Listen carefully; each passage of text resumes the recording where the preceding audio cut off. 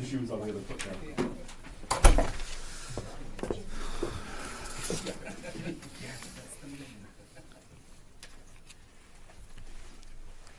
Okay, we should have everybody here now, and we'll get started in just a second.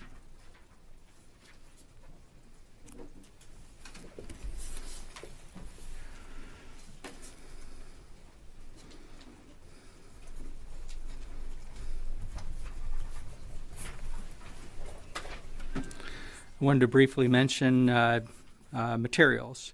There are currently -1s on the comptroller website. And later today, as they become available, the J-books will be posted on the comptroller website. And then by the end of the day, the slide presentation, which you'll see up here, will also be posted to the comptroller website. And then a transcript of this briefing will be available and posted to war.gov transcripts.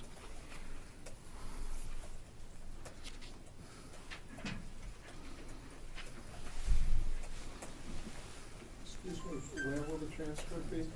The transcript will be on war.gov/trans.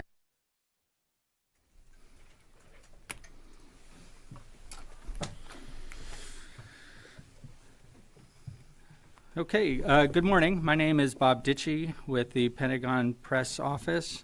Today's briefing is on the Department of Defense fiscal year 2027 budget request. Speaking here today is the Undersecretary of Defense Comptroller, Chief Financial Officer, Honorable Jules W. Hurst III, and the Director of the Force Structure, Resource, and Assessment with the Joint Staff, Lieutenant General Stephen P. Whitney. They will provide opening remarks, and then we'll have time for questions. Attribution is on the record. When we get to the question and answer period, please, when you ask your question, please state your name and the outlet that you're with. Please limit your questions to one and one follow-up. I'll let you know when we're nearing the end with a 2-minute warning. Following this brief, the Navy, Air Force, and Army budget directors will hold their separate briefings sequentially here in the briefing room. With that, it's my pleasure to introduce to you Honorable J. Hurst and Lieutenant General Stephen Whitney. Well, thanks for being here this morning. We'll go to the first slide. We're facing one of the most complex and dangerous threat environments in our nation's 250-year history. Our adversaries are rapidly advancing capabilities across every warfighting domain in the air, land, sea, space, and cyberspace, while years of underinvestment have strained our defense industrial base. To meet this moment, President Trump is submitting an FY27 national defense budget request of $1.5 trillion. This is a generational investment in the United States military, the arsenal of freedom. This 42% increase will supercharge our defense industrial base by expanding production of major weapon systems while strengthening supply chains and supporting tens of thousands of small and medium-sized businesses. It secures our homeland and military advantage through investments in the Golden Dome missile defense system, drone dominance, and space superiority, including nearly doubling the Space Force budget and tripling spending on drone and counter-drone capabilities. Finally, it ensures our military readiness by funding next-generation platforms like the F-47 and B-21, modernizing our nuclear deterrent, and delivering on commitments to our service members by putting forward the money to provide them with world-class housing and pay in line with the quality of their service. Next slide, please.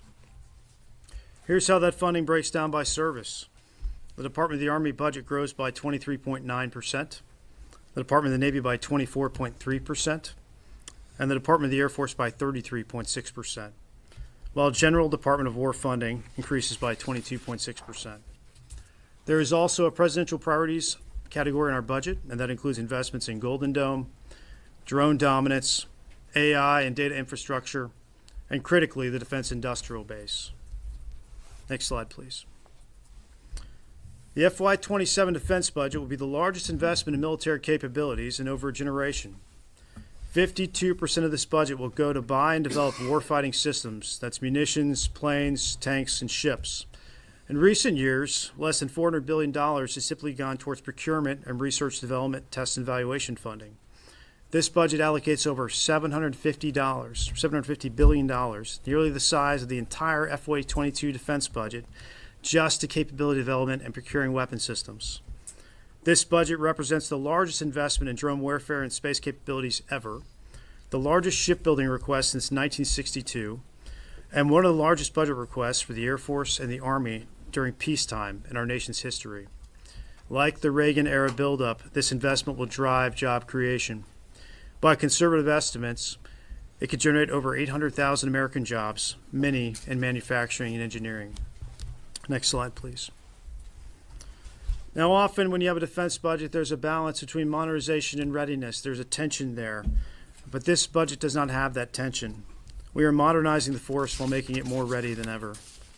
In building this budget, we reduced contract advisory services, unnecessary travel, duplicative programs, and we redirected that money towards maintenance, spare parts, flight hours, steaming hours, and training.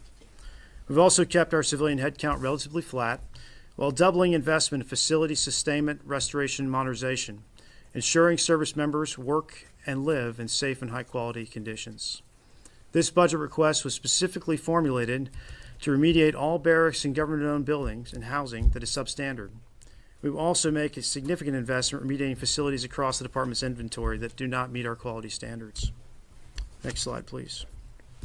As we drastically increase the number of munitions and weapon systems we buy, the department needs to make investments to solidify America's industrial base. Large defense firms are critical to our national security, but they rely on tens of thousands of small and medium-sized businesses to provide the parts, components, and materials to larger firms. For example, the F-35 program alone has over 2,100 suppliers, and more than half of these are American small businesses. This budget invests over $100 billion to strengthen that ecosystem through Defense Production Act funds, the Office of Strategic Capital, and by increasing industrial base analysis and sustainment funding to unprecedented levels.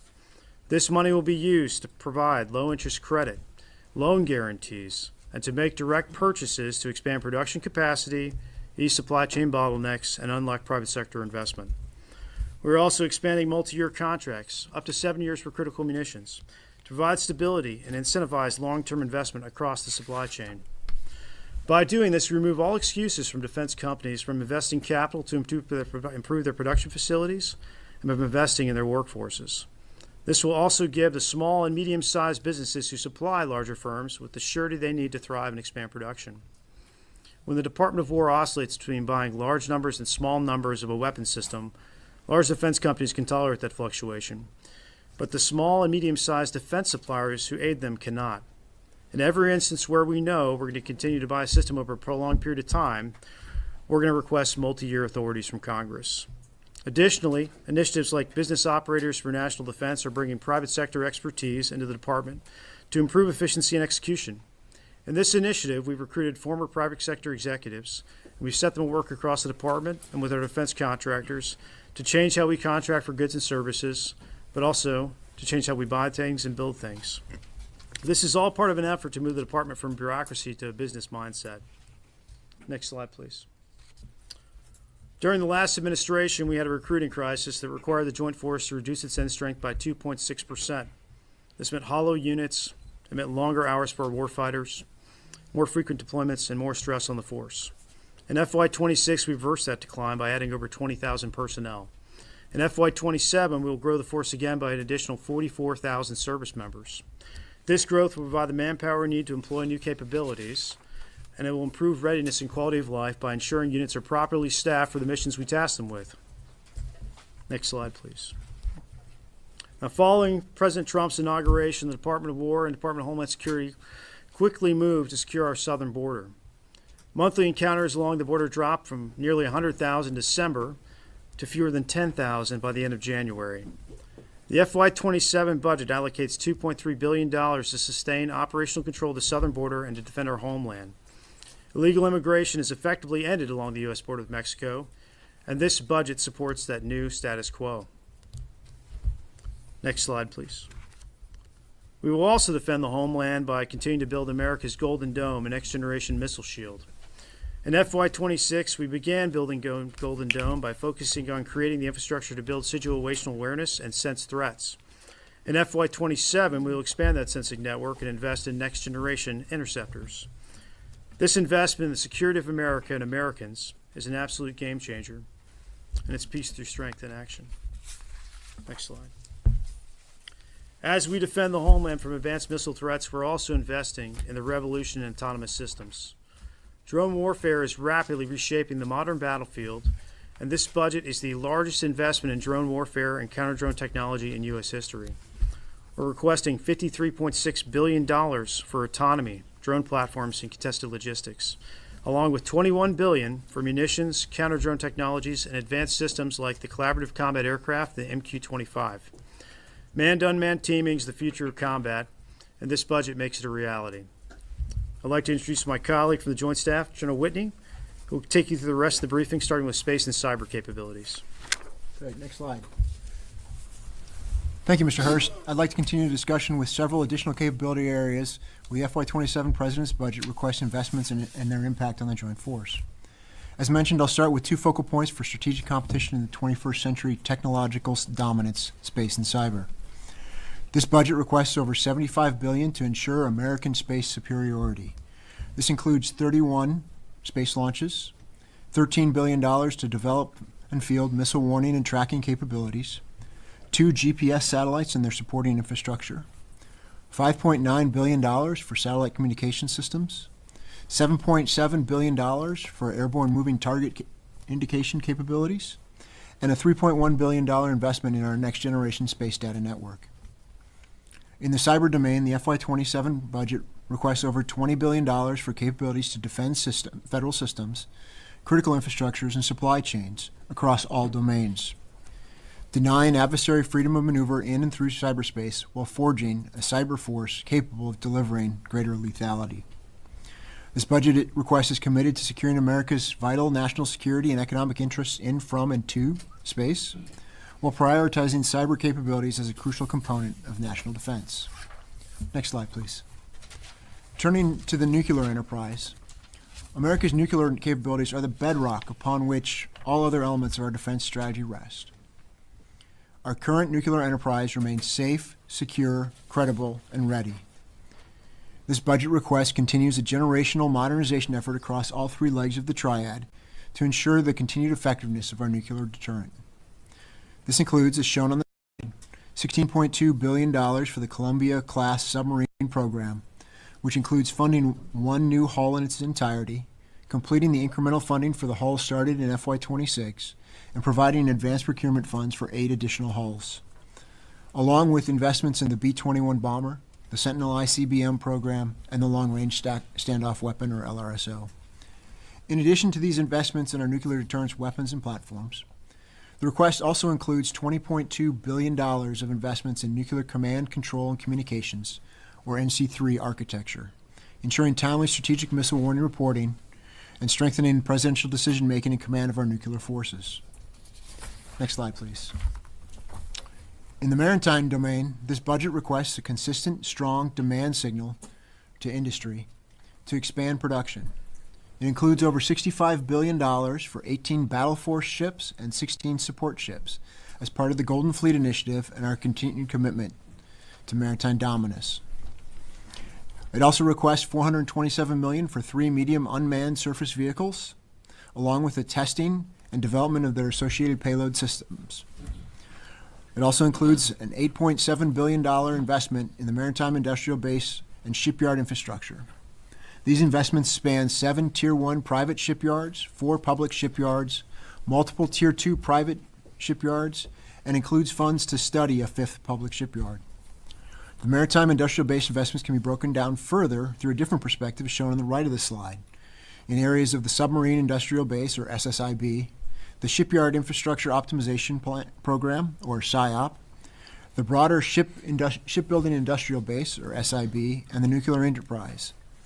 Altogether, this budget request demonstrates a strong, sustained investment in our shipbuilding industry, allowing the Navy to build, maintain, and modernize a dominant, ready fleet.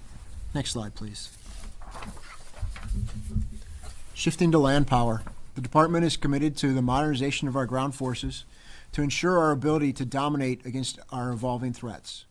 This request includes approximately $65 billion split between the elements of the Army and the Marine Corps to procure new assets, focusing on missiles, armored vehicles, and helicopters. Honorable Hurst mentioned the investment in munitions earlier in the presentation. One piece of this investment is $31.8 billion for critical land-based missiles with an increased procurement in FY26 of the Patriot, the Terminal High Altitude Area Defense, or THAAD program, precision strike missiles, and mid-range capability weapons. Those increases from FY26 to this request are displayed on the right of the slide. On armored vehicles, the budget request is $3.2 billion in funds to modernize armored brigade combat teams with the procurement of armored multi-purpose vehicles, or AMPVs, the development of the XM-30 infantry combat vehicle, and lethality and survivability upgrades of the Abrams tanks.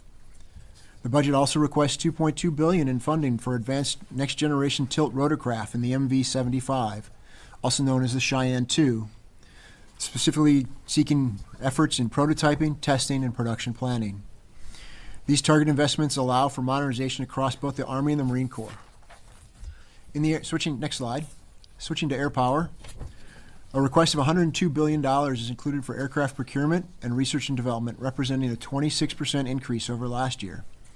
It also maximizes readiness and aircraft availability by increasing sustainment and spares fundings across most platforms, producing the capabilities our warfighters need to fight and win. Some key highlights include, as shown on the slide, ramping up the procurement of the F-35 fighter aircraft to 85 for the United States, expanding the F-15EX fighter production to 24, continuing the development of sixth-generation fighter systems like the F-47 and the F/A-XX, and increasing the procurement rate of the KC-46 across the FIDEP, while also providing critical funding for modification, spares, and reliability improvements to increase the aircraft's availability. This request in expanded capacity should serve to maximize readiness, bolstering our ability to achieve air superiority in a conflict. Next slide. Shifting from capability development to ensuring we have a ready force. Honorable Hurst mentioned this budget makes a focused, deliberate investment to ensure our joint force can respond to any strategic challenge. Up nearly 20% from FY26, this budget request includes over $190 billion for core readiness and enablers.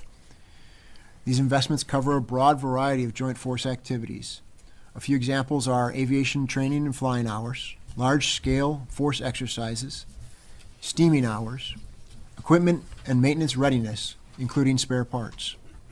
These investments will stand at the foundation of a credible, capable, and rapid integrated response, consequently deferring our adversaries while sustaining effective operations over time. This deliberate, focused effort to improve the joint force. It's okay, we love you, Tony. Gemini says you're right. Gemini says I'm right. Excellent. I got something right today. That's a great statement. Thanks, Tony. Again, this is a deliberate and focused effort to improve the joint force down to the individual service member. Speaking of service members, on the next slide, I'd like to talk a little bit about the pay raise that this budget request includes. This budget request includes a pay raise weighted towards our greatest military advantage, our professional enlisted corps. Specifically, this request includes a 7% increase for military personnel in the grades of E5 and below, a 6% increase for personnel in the grades of E6 to O3, and a 5% increase for members in the grade of O4 and above. With this funding request, we directly invest in our people, recognizing and respecting our warfighters, their families, and the daily sacrifices they both make for our nation. Next slide. Let me move on to another critical topic for our warfighters' readiness, healthcare. The military health system provides services to approximately 9.5 million beneficiaries, uniformed service members, military retirees, and their families. This budget proposes a structural change in how the department holds its healthcare funding, replacing the Defense Health Program with two distinct accounts. The first is Combat, Operational, and Medical Readiness, or COMP. It is designed to protect and prioritize the critical resources needed to sustain warfighter health and medical readiness. The second account is a private sector care program, or PSCP. It is designed to cover all the beneficiary health care provided through the TRICARE contracts. By splitting out the cost of private sector care into its own account, the department is enhancing transparency and accountability, making it easier to track how resources are balanced between military medical platforms and the care from our civilian partners. Together, these two accounts total $45.7 billion in this request to deliver the health care our service members and their family needs. This is up 5% over last year's funding in the Defense Health Program. These changes are designed to ensure the department can deliver the needed medical readiness, a key component of a ready joint force, and effectively and efficiently caring for their families. Next slide. Similarly, this budget request supports our joint force by investing in our facilities. Honorable Hurst mentioned we're addressing the poor and failing structures in our facilities and bases. This is part of a requested $57 billion investment in facilities sustainment, restoration, and modernization. A major portion of this commitment, as was mentioned earlier, is ensuring our service members have clean, comfortable, and safe housing. We're specifically requesting funds to address what the Barracks Task Force has identified as critical updates. The investments in this budget will fix all substandard barracks and eliminate barracks that have been deemed poor or failing. There is an additional investment to improve family housing, with a major portion of this investment targeted at our government-owned housing facilities. Our joint force and their families deserve quality housing. We are committed to ensuring they have access to safe, well-maintained, and dignified living quarters, and ultimately an improved quality of life. Next slide. In closing, this FY27 President's budget reflects a clear assessment of the threats we face and a determined commitment to ensuring our joint force is properly armed, globally integrated, and ready when our nation calls. It invests in the capabilities required, the industrial base to produce them, and the readiness of our warfighters to utilize them effectively. Thank you for your time today and your commitment to covering our department and our joint force. We'd be honored to take your questions. Okay, I'm going to call on both sides of the room, and we also have a couple of questions on the phone. I'm going to start over here. Haley? Thank you. Haley Britsky with CNN. Thank you both so much for doing this. I'm wondering if you can get into talk about any requests that would come for repairing some of the installation in the bases in the Middle East, if that would be a separate supplemental for construction, or how that would fit into the request. Yeah, so it's not reflected in the 27 requests, and part of it is we would assess what our posture should be in the Middle East, right? We have to make sure we understand what we want to construct in the future. We might change how we build bases in the Middle East based on this conflict. And so that's not in the FY27 budget. It would be part of a future request. And then on the drone dominance and counter-UAS technologies, can you just get into more, specifics on how much of that is investing in industrial base to create those versus buying some existing systems? That $70 billion is all going into existing systems and technologies. The industrial base support is entirely separate. Obviously, when you buy vast quantities of something, you stimulate the industrial base, but that is a focused effort on actually fielding technology and applying existing technology in a way that's useful to the warfighter. If I could, I'd also add, Haley, that it's critical that we innovate as we look at the drones and our counter-UAS efforts. The evolution that we've seen in the battlefield is this evolution in technology is in a time frame of weeks, not the typical years that we see with our defense production. So it's really critical that we work with industry to get that capability fielded. Tony Bertucca. Thank you. Tony Bertucca, Inside Defense. So the budget for discretionary is $1.15 trillion, with another $350 billion requested in mandatory spending. Obviously, that needs the 100% buy-in of Congress, and that's their challenge across the river. But my question is, if you do not get that mandatory spending, is the discretionary amount sufficient to carry out the national defense strategy if Congress can't get to that reconciliation bill? We wouldn't ask for the money if we didn't want it. So we'll go back to the White House and we'll work with Congress to come up with a new strategy if the White House and Congress decide reconciliation is not the right vehicle. And then for General Whitney, obviously everything, it's a historic budget, but there's always a cut line. What kind of unfunded priorities should we expect to come out of the services now since this has been requested? I think This has been a generational investment, as Honorable Hurst has said. I think what you're going to see coming out of the services and out of the combatant commands is a very balanced approach, recognizing this generational investment. Thank you very much. Tara? Thank you, Tara Kopp with the Washington Post. One quick cleanup on so does the total of I added up all the big pie chart and it's about 1.5. That does include the reconciliation request, is that correct? That's right. Okay. And then on the procurement of like the PAC-3s and the THAADs, you see the number, and it's like, that's a huge number of munitions that you're seeking. What's the timeline you're looking at to get to that level of buy? Is that like over 5 years, because I think it was like 1,000 plus of those munitions. It's a massive ramp, but that's part of the department's strategy. We're going to give them a massive order, we're going to sustain it over time, and then we're going to have industry put forward the money to actually invest in their facilities, which is different than how we've done business in the past. Because before what we've done is we said, we want you to increase production, and then we've gone and paid for it. Industry has marginally increased production that way. We're making them put skin in the game. We're giving them a multi-year order, and we expect them to meet the ramp rates that they agree to, and if they don't, there'll be penalties for them. Okay, so it doesn't have a specific timeline yet, but it has you'll be expecting ramp rates. There are agreed upon timelines for each agreement with every single defense contractor who's involved in these multi-year procurements. Thank you. Constantine? Thanks. Constantine Turpin, Associated Press. Obviously, this budget request comes on the heels of a major operation in Venezuela, an ongoing operation in Iran, which, I mean, as Haley asked, has damaged bases. We've got an aircraft carrier that sustained a major fire. So I guess my question is, can you break out a little bit, like, the impact of those operations on this budget request? What are we seeing in here that is a direct result of the ongoing conflict in Iran? Well, this budget was formulated, honestly, before we went into conflict with Iran, right? The overlap you'll see is the request for munitions, which is something we always need. We always need to increase our magazine depth. But outside of that, there aren't any operational costs in here from Iran. Thank you. Hi, thank you. Chris Gordon, Air and Space Forces Magazine. I also have a question on the munitions expended against Iran, but I understand it's not reflected in this budget, but how long will it take to replenish these munitions? I mean, as you've highlighted, it takes years to get munitions. So are you already planning ahead for that for next year, and how long do you think it will take to replenish the department's stocks from what's been used? I mean, every time we use something in combat, we're always looking at how to reconstitute and sustain that capability. And so the department's obviously having those conversations, and it's reflected not just in this budget request, but in any supplemental we would or may send over to the Hill. Hey, Thomas DeVoe, Defense One. For the nearly $1.5 billion for border-related operational requirements in the national defense areas, can you provide a little bit more clarity on what that is? Is that construction? Is it surveying for expansion?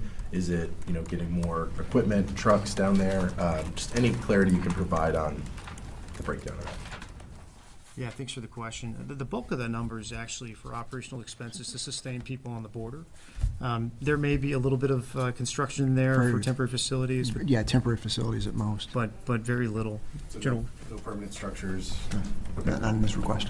And then as a follow-up to a related topic, $75 billion for space superiority. How much of that is counter space capabilities? You mentioned, PNT and such, but is there a breakdown at all on anything more specific? No, sir, we didn't break that down intentionally. David Zier, Real America's Voice. Good morning. Does the munitions request include the recent announcement of tripling the capacity of the production of the PAC-3s? And how many of the PAC-3 and THAAD systems that are in this budget go towards protecting foreign entities, or is that always separate in foreign aid budgets? Thanks for the question. Yeah, it does include that massive ramp in PAC-3 purchases. So for the budget, we don't decide where munitions go, right? That's a decisions made inside the Pentagon in consultation with the White House. So right now we're focused on how many we're going to buy, and those will be decisions about operations to be made later. So if I could, sir, just to Please, clarify yeah. a little bit. We don't choose where we're going to employ them ahead of time, right? They are for the U.S. stocks. They are for our capabilities. Right. Foreign purchases are handled through a foreign military sales effort. Hi, Ashley Murphy with Breaking Defense. I wanted to follow back up on the reconciliation plan. It's $350 billion, but a lot of like high priority things in there, whether it's Golden Dome, munitions, the Defense Autonomous Warfare Group. What risk are you assuming by placing some of these top priorities within the reconciliation? Yeah, thanks for the question. I would say it like this. We put a lot of high priority things in there for a variety of reasons. If we use mandatory spending, number one, we have some more flexibility on when we obligate those funds. Number two, we did it for things that were kind of a one-time plus-up that we really want to increase our funding of. And then finally, when there's technology that's changing quickly, like for Golden Dome or for the dog, we try to put things there. If we're not successful in getting a reconciliation bill passed, then we'll revisit that with the White House and Congress to achieve our budget request. And then I also wanted to ask about the dog. Huge jump, $55 billion, but it looks like it's placed mostly in RDT&E, but reconciliation. Does that give you flexibility to actually make purchases? Or is this all going to be research and development? Is it spread among the services? Could you just sort of walk us through some of this? I think of the dog as a pathfinder. They're out there finding the best technology for us and working on integration. They're with these companies live right now, testing different systems and orchestration tools for autonomy, and they're giving them live feedback. So it's a very agile process, and a lot of the programs themselves will be executed through the services. General Whitney, you might have. I would say the question about research and development funding makes perfect sense in my mind, because you're talking about innovation in terms of weeks and the ability to spin and develop new capabilities. That's really what we are. It's not that you're buying one set baseline and you're going to procure it forever. It's an incremental capability, which is, if you look at the federal regulations, it tells you that's research and development type money. Just, sorry, one clarification. Since it is reconciliation, could you use some of that for procurement, or it's just $55 billion? You can buy items with research and development, but you just typically don't buy a large lot of things, of one particular thing. Hi, thanks for doing this. I actually have three unrelated questions. First, last year we had a couple billion in Pentagon funds that was taken out for like military barracks in Japan, and they were put towards the border. You said all of the issues with the barracks are funded. Are you backstopping that? Is that going to be taken care of completely? So what we did is we have a list of barracks that are in poor and failing condition. We created a building condition index. And I think if you're below 80 on that index, you're considered poor or failing.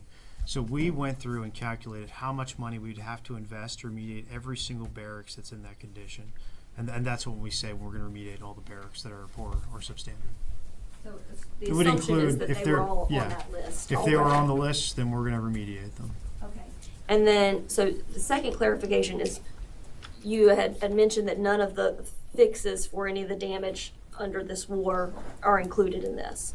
So there's going to be a roughly $200 million additional, or billion, excuse me, a $200 billion supplemental. So in total, the American people can expect 1.7 trillion to DOD. Is that the total ask that's going to be coming down the pipe? 1.5 trillion plus 200 billion. Well, as Director Vaught said in testimony, I think last week, we don't have a final number for a supplemental request, and we don't have a final number for what the damage is to our installations overseas, right? It really depends on how we decide to rebuild those, or if we do.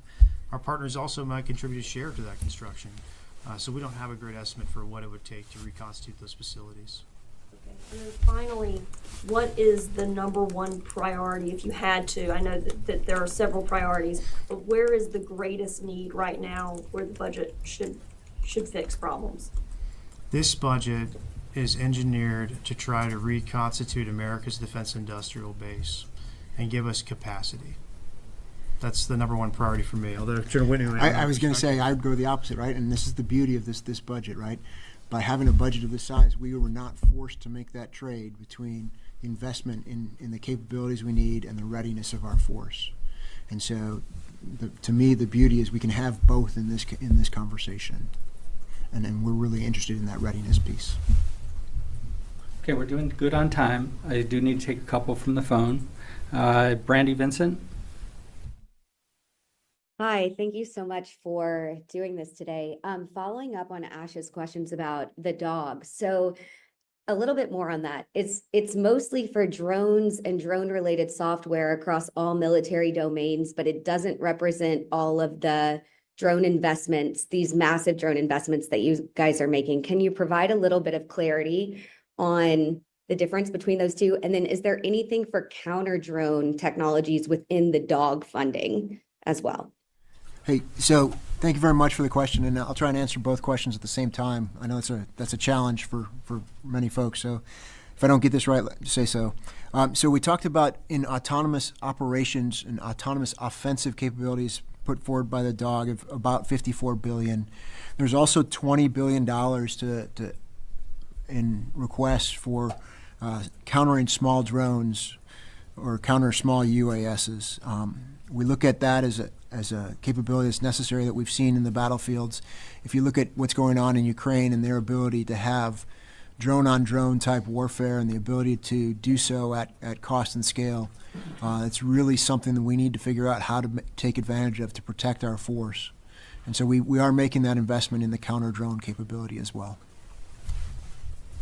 Okay, one more from the phone. Jeff Shogel.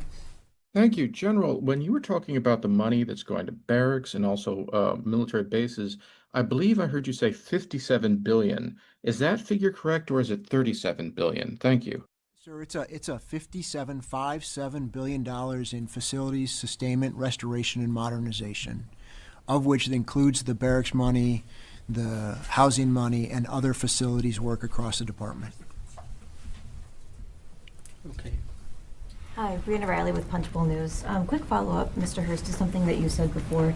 You mentioned penalties for contractors that don't meet the ramp-out rates laid out in the multi-year procurement framework agreements. Could you just sort of expound on what those are, what they look like? Then I have an actual budget question after that. I'll give you something very general, if that's okay. So first off, like I said, we're requiring contractors to foot the bill for CapEx, right, which is something we haven't done before. So in order to pay for that CapEx, they have to sell a certain number of munitions to the United States. If they don't meet their production goals, they're not going to do that. So their initial penalty is the CapEx itself if they don't meet production rates. And then there will be provisions in contracts to penalize contractors who don't meet production ramp rates as well. And then budget question. Obviously, munitions are a massive ramp up, as you said, in this budget request, tens of billions of dollars going towards these critical systems. How would a supplemental request be any different, especially when it comes to munitions? There could certainly be overlap in a supplemental request because there is going to be a focus on munitions in this budget or a supplemental. And if that was the case where we had overlap in requests, we could talk to the White House and Congress about how we want to revise them, especially the budget. We've got 5 more minutes left. Thank you. Todd Wood from CDM. There's been a view in the force, especially during the global war on terror, that the trend towards centralized command has had a negative impact on commanders in the field. You also saw that in the Ukraine war with being controlled via V5 and a lot of negative decisions, many think. Does this budget support that centralization? Does it drive it forward, or does it support commanders in the field? I have heard that there's a multi-billion-dollar CC program. Yeah, that's an interesting question. I don't think the issue is commanders having awareness, right? I think that's more of a cultural issue where commanders need to understand when they need to insert themselves in the chain of command and when they need to stay out and let subordinates take the lead because they have better situational awareness. I was going to say that's the age-old question, right? As somebody on the tactical battlefield, you see your tactical space, but the operational commander is obviously going to see multiple tactical pictures at the same time. And so how do you have that conversation between the two? The principle of warfare has always been, centralized direction, decentralized execution. And so I think we continue that with this effort. Supplemental, is there any funds in this budget for the Ukraine conflict that you know of? And also, have you scrubbed it for DEI initiatives for this year? There's no DEI money in this budget, that's for sure. As far as Ukraine conflict, one of our big problems as a country, right, is we haven't been able to produce enough to support our allies and partners, whether it's munitions or aircraft or a variety of systems, and the waits for FMS have grown longer and longer. So in a way, this budget is engineered again to produce more, which gives the Commander-in-Chief and Congress more flexibility in how we aid our allies and partners. Thank you. Doing good on time. Hi, I'm Marcus Weisgerber with the Wall Street Journal. As you mentioned, the budget's 1.5, 750 billion is procurement and R&D. Right. Given the reductions in the federal workforce, how confident are you that you'll be able to execute this in a timely manner? So one of the major challenges of this budget is to be able to obligate dollars in a timely manner because it's such a large increase. But we haven't been taking away workforce from areas that are involved in critical efforts like the DOG or space acquisition, which is where a lot of this money goes. And so I think most of our workforce cuts have been in things that will not be, these people will not be directly obligating funds. People left the workforce. As a quick follow-up, the current reconciliation, I believe 98% of that is going to be spent over a year. What's your thinking on the 350 over the timeline that you're going to actually spend it? It'll depend. So for some things, let's go to Office of Strategic Capital, right? They're getting $20 billion in this budget. If they have a ton of good initiatives that they want to fund and offer loan guarantees or loans for in that first year, they may try to use all the money. If they don't have a lot of good opportunities, they may delay obligating those funds into future fiscal years. And that's part of what we were doing when we engineered the reconciliation part of this budget. We were looking at things where we may need that flexibility based on opportunities. We have time for 2 more questions. Thank you, Shohei. Thank you, with Kyoto News. Thank you for holding this briefing. And I'd like to ask about deterrence in the Indo-Pacific region, especially the Pacific Deterrence Initiative, or PDI. What is the total funding level for PDI? And how does that compare with fiscal year 2026 in terms of increase or decrease? Yeah, I mean, I would guess that the amount of funding in this budget that's relevant to the Indo-Pacific is drastically increased. I don't have a number of what would directly fall under PDI at this time. I don't have a number for you either, sir. I know that Admiral Paparo is satisfied that we have addressed his concerns as a part of this budget. Thank you. Yes. Yes, Michael Casey with O'Keefe Media Group. Thank you. Good morning. Do you know if there's anything in the budget for an internal anti-espionage training for Department of War, Pentagon, and Department of Army employees? We have a curriculum and coursework around that already that people take on an annual basis. I think we call it insider threat training in the department. Yeah. Yeah. I would assume it just continues. Has that changed at all in the Trump administration compared to previous administrations? I don't have any information to provide to you, sir. Sorry. Tony, just Yeah, Tony Capaccio with Bloomberg. You're going to be asked this repeatedly because you can't pass an audit. There's no modified audit opinion. Why should the Pentagon be trusted with the obligation and tracking of this multi-billion-dollar generational investment? And then for General, an easier one for you. On the F-35, you're ramping from 47 to 85. This plane's had miserable to substandard MC rate, mission capable and full mission capable rates. What dollars are allocated in this budget to help beef up those mission capable rates while you keep buying the airplane? I appreciate the question. I know I do actually, because we're making progress in the audit. I expect the Navy to get a working capital fund opinion in 26. I think they're going to get their general fund opinion in 27. I think the Department of War will get a working capital fund, a consolidated one, in 27. And I think we have a real shot at getting an opinion by 28 for the general fund. We've changed our approach. We're taking a more centralized approach. We're applying new technology to help us reconcile data, right? Generative AI is a game changer for that. Marine Corps passed their audit through brute force. They get a lot of people to look at Excel sheets and reconcile data. We can do that with technology now. And so it's really changing how we approach the audit and our likelihood of achieving one within this administration. Is there a correlation, though, between not having a modified audit opinions and the ability to track the obligations and the expenditure, the efficient expenditure of those? Tracking obligations has never been an issue for us passing an audit. It's more like this, right? We buy a nuclear missile in the 1970s, and then we have to account for the present day value, which includes every single repair or modification we made to that missile over 50 plus years. That's the kind of stuff that makes it hard for the department to get an audit. It's not tracking our funding in the year of execution. Okay. I really should have gone first and let you finish with the audit question. Hey, Tony, thanks. On the F-35, you asked about the increasing the U.S. production ramp rate. What that is that's increasing the production, or the portion of the U.S. buy at Lockheed Martin. We know what Lockheed's current max production capability is, and we're just taking a larger chunk of that for the U.S. capabilities. This budget also funds the Block 4 upgrades and modifications, as well as investments in making sure we've got the supply chain necessary. I don't have a specific breakout of funds for you. We can get that for you afterwards, if you don't mind.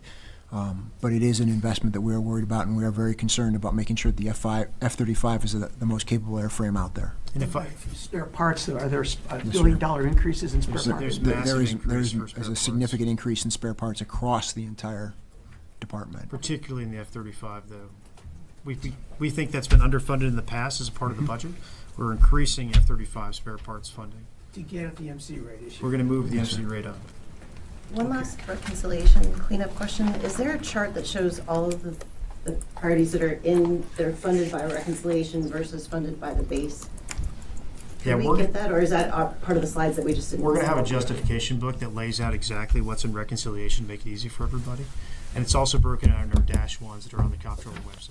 In general terms, you just give the broad categories that are in the reconciliation versus overall? Yeah, defense industrial base funding, right, that's a huge chunk of it. There's a large chunk for munitions. There's a large chunk for AI and data infrastructure. And a lot of the FSRM, which is geared towards remediating failing poor condition barracks, is in there as well. Does those seem, I mean, at least some of them seem like kind of critical priorities, especially like the munitions stuff. But there's also a lot of question about whether that's actually going to get through Congress. What's the alternative plan if you meet, resistance there? Well, first off, we're going to do a good job explaining why we need this to Congress and the authorities. And last year, they gave us the multi-year authorities for 8 critical munitions, right? We expect to ask again for the rest of those and receive them. And we continue to have dialogues with our congressional partners about the necessity of this and our approach. Do you have the figures for the Golden Dome? Oh, can you read them off to us from your charts? I don't have it on my chart right here. Can you get those? Because that's pretty significant. And we had the 1 year. But it'd be useful to get it for the public to know over the next 5 years, year by year, Golden Dome expenditures. I believe General Gutline's put out the total cost of the program to the public, but that's not just the fit up. That goes out to 2035. Correct. I'm asking for the fit up figures. Yeah, we can look at getting you that answer. Thank you. Okay, we're going to have to end it there. Thank you very much. I realize there are some of you that still have questions. Please send me your questions. I'll make sure that those get turned in. Just a quick mention about materials. I mentioned at the beginning of the brief that these slides will be available on the comptroller website by the end of the day. And then the J-books, as they become available, will also be on the comptroller website. Okay? That's all that we have time for today. Please stand by for the Navy's brief, which will be followed by the Air Force budget brief. And then at 1400, the Army will brief. Thank you very much, sir, both of you. Thank you very much. Appreciate it.